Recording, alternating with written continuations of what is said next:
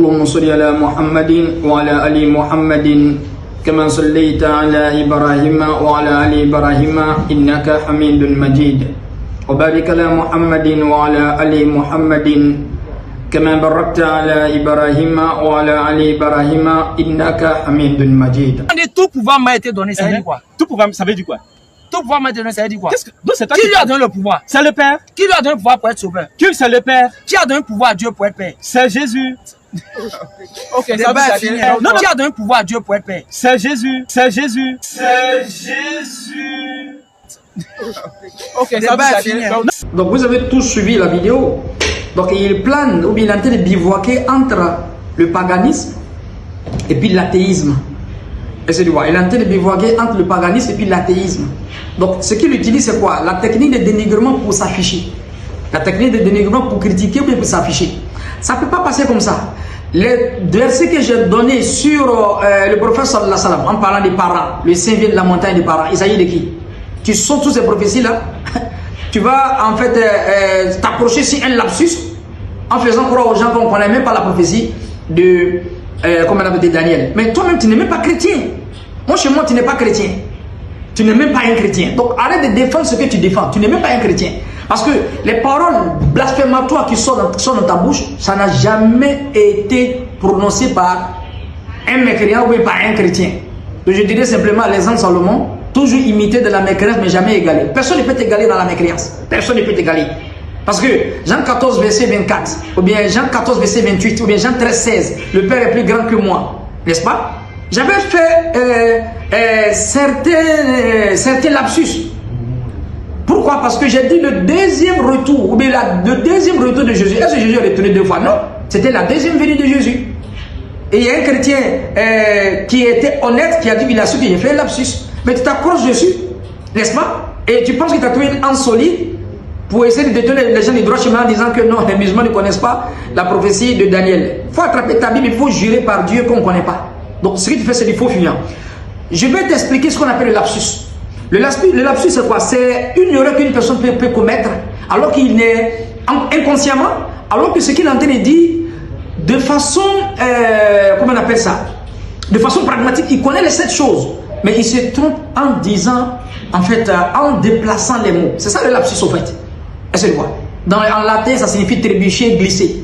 Donc le mot est déplacé, alors que consciemment, la personne, il connaît la chose qu'il est en train de dire, il connaît le récit, ou bien il connaît en fait l'explication qu'il donne. Est-ce que donc il y a le lapsus lingué. Est-ce que et ça même, c'est corroboré dans les hadiths. Le prophète sallallahu alayhi wa sallam, bien qu'il est venu pour tout l'univers, le prophète ne nous a pas manqué de nous enseigner la connaissance stylistique. Parce que dans Bab al-Tawba, dans le livre de Cheikh Nawawi, Riyad al-Salihin, le jardin des vertus, dans le chapitre du repenti, il y a un qui a fait un lapsus là-bas. Et le prophète sallallahu alayhi wa sallam dit, il était tellement content, le fait qu'il a retrouvé son chameau, il a fait un lapsus lingué. Mishid Bet Farah. Tellement il était content. Donc le lapsus, on apprend ça à l'école, mon frère.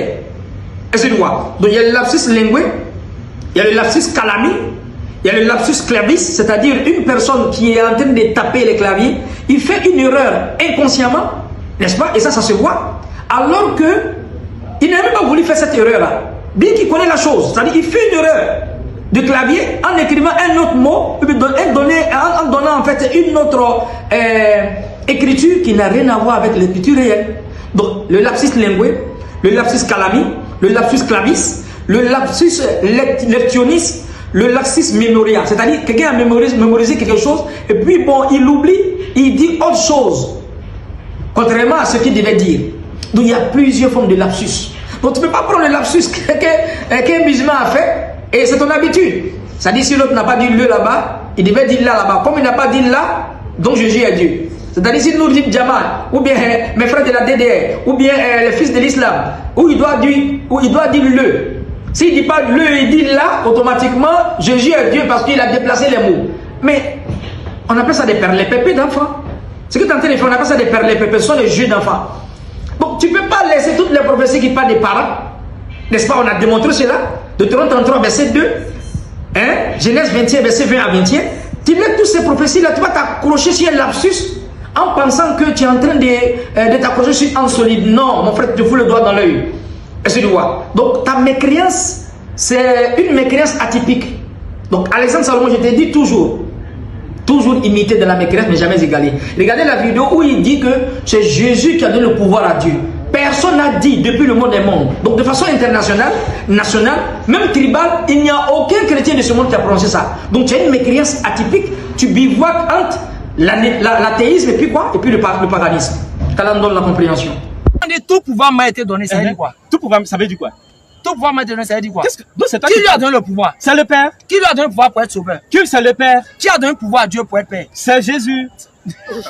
Ok, ça va fini. Non, qui a donné le pouvoir à Dieu pour être père? C'est Jésus. C'est Jésus. C'est Jésus.